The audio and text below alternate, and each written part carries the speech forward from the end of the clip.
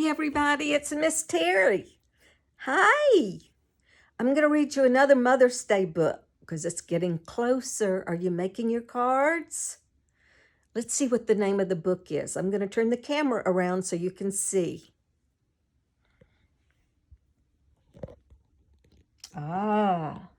Mother Love. What kind of animal is that? You're right. It's polar bears. There they are again. The author is Virginia Kroll. The illustrator is Lucia Washburn. And they are both mommies. I read about them in the back. Some mothers are furry. Some mothers are purry. All mothers are wonderfully warm. They cradle and they cuddle and coddle and huddle and spread out their wings in a storm.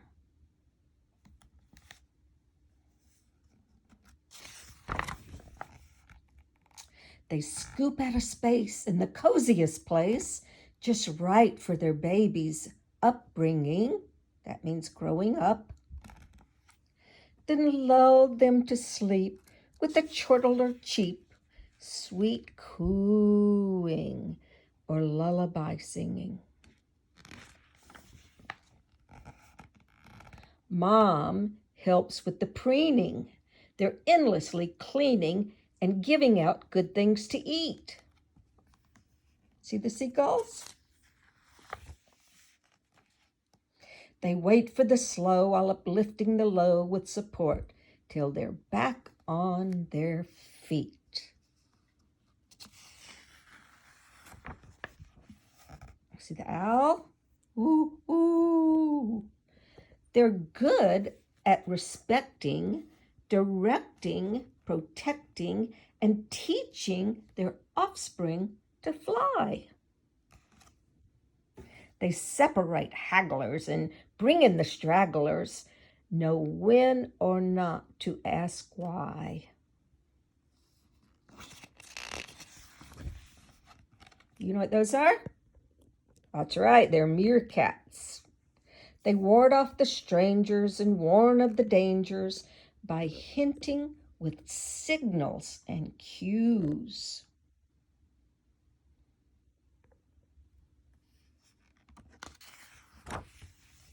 Oh, they soothe their young's pain, help them weather the rain, then find rainbows to banish the blues.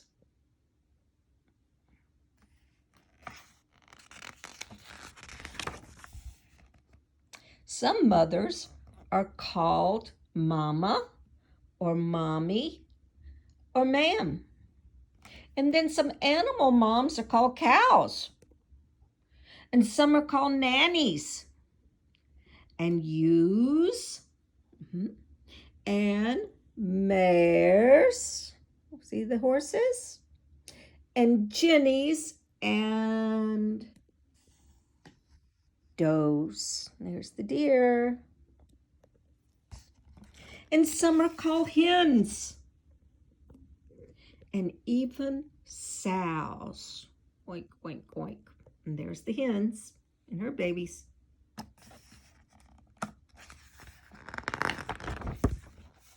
Wow. They rest in tall trees, under rocks in the seas, on cliffsides or sands by the shore.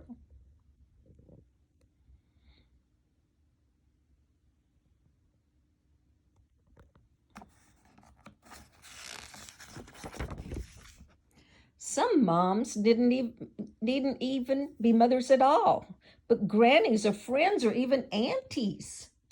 But however they're known, they put heart in their homes, whether houses or castles or shanties. Look at all those wolves, little pup wolves. Some mothers must heave when their offspring should leave. They're terrific at pushing and shoving. I see a whale on top of another whale coming up to get his first breath of air. Whales are mammals, you know. But whoever they are and whatever they're called, they are all fantastic at loving.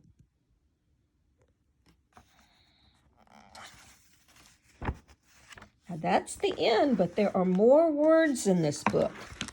I'm going to try to read you the small words.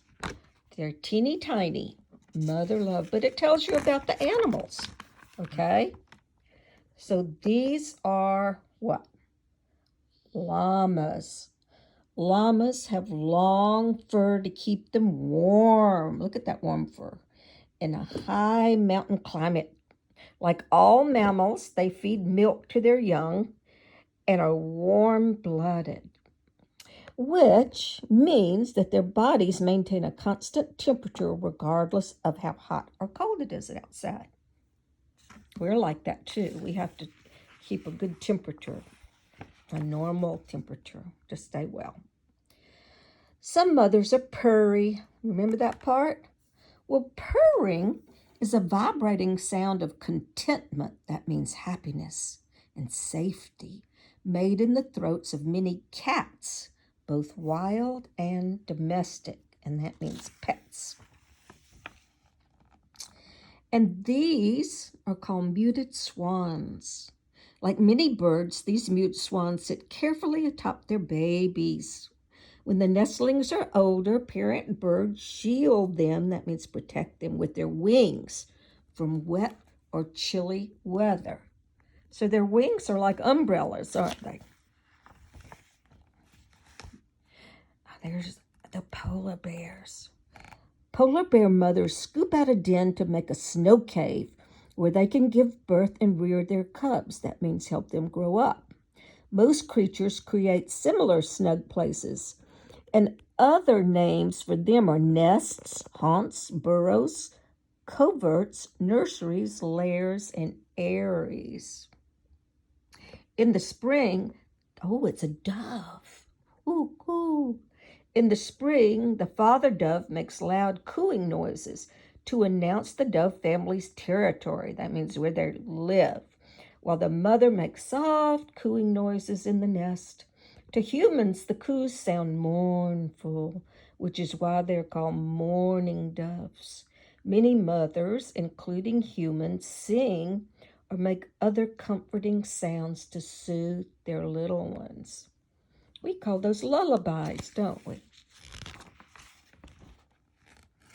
Oh, do you remember what these are? Otters. Mother sea otters, like many animal mothers, teach their young how to preen or groom their fur or feathers, and this helps distribute body oils and circulate air properly so that the animal stays warm and in some cases waterproof. Wow, they can make their fur repel the water, and that makes them stay dry. We know what that is. That's a mama doe deer and a fawn. Mothers move very slowly, much more slowly than other animals, keeping their young within sight or calling range so they can hear their mommy's voice. Some large mammals, like white-tailed deer, nudge and prod their young, encouraging them to stand strongly up on their own, even when they're brand new right after they're born. Ooh, ooh, what are those? Yes, owls. Young creatures have strong instincts, a powerful inborn drive that naturally leads them to do things in a certain way. Have you ever heard that word instinct before? Even so, the parents of some animals, such as barn owls, there's the mommy barn owl, must also teach their babies some things such as how to fly and, of course, how to hunt for food. Remember the meerkats? Animals have signals to alert others of their kind to danger. Meerkat colonies, that means whole families of meerkats, for example, protect their young and one another by posting a sentinel like a guard or watch meerkat to warn others of intruders. Orangutans and some other large primates that's monkey families, okay? Large primates use giant leaves as umbrellas. Many animals protect their young physically from storms. Human mothers do what they can to ease their children's emotional pain as well. That means like when we're sad or we get hurt, we go to our mommies and they soothe us and ease our pain. In some languages, the word for mother resembles the first sounds babies make. Mama, mama. And that includes mum, mummy, mammy, ma, marmy, mère in French, madre in Spanish, mutter in German, moeder in Dutch, matka in Polish, mater in Irish, Emma in Mbuti, and Ima in Arabic. They all start with M. Wow. A cow is the name given to a mature female elephant, rhinoceros, walrus, whale, seal, or cows, which are called bovines. Besides being a child's caretaker, a nanny is a female goat. And ewes, what are they? Yeah, they are sheep, and ewes are the female sheep. That means mummies. And mares are female horses. And zebras are donkeys, although female donkeys are also called jennies. Well, that answers the question to that word when I read it.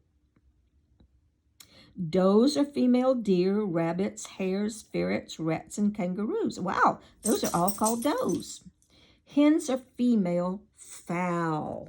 That means like chicken, right? A sow is a female pig, bear, badger, guinea pig, or guess what? Hedgehog. The number of young or offspring varies vastly among different species of animals. Humans, marine mammals that live in the sea, and some larger mammals, such as these Dall sheep, most often have one at a time. Okay? Bears, large cats, and large birds, such as these golden eagles, look at that nest way up high, have two or three babies. Rodents, such as ground squirrels, have between 2 and 8 babies. No wonder I have so many squirrels in my yard. Possums can have 10 or more. Some fish and reptiles can bear 50 or more live young babies at one time. Egg-laying animals can have thousands.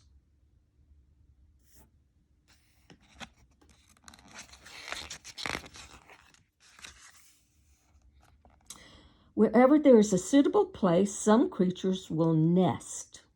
California sea lions relax on rocky shores, while cormorants lay eggs higher up on bare, rocky cliff edges. Some birds even lay eggs on the ground.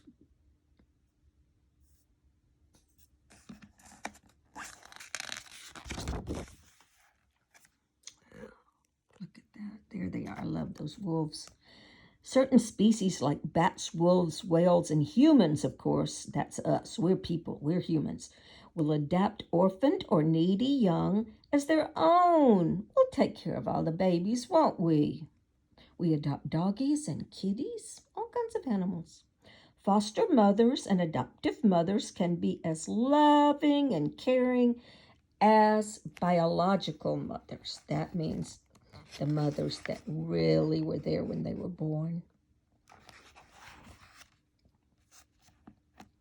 In order to give birth, mammal mothers have to work really hard at pushing their babies out into the world. A mother gray seal receives help from another mama whale who assists with the birth and then helps hoist, that means lift, the newborn baby whale up to the surface so it can take its first breath of air. Do you see the spout on the whale? He got air in and he's blowing it out his spout.